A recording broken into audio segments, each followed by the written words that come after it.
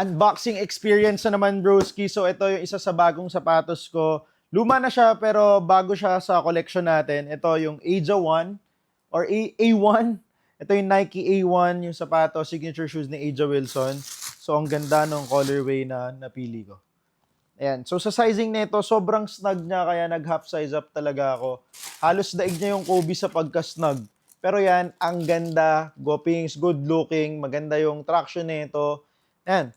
So, kung gusto nyo rin nito, ako gusto ko siya kasi, alam niyo yun, pogi shoes. Head turner siya na basketball shoes. And of course, Nike, Aja Wilson, Nike A1. So, yun. Sa box, nothing special. Simple lang naman siya. Ayun, Aja Wilson. Pero, lakas yung dating.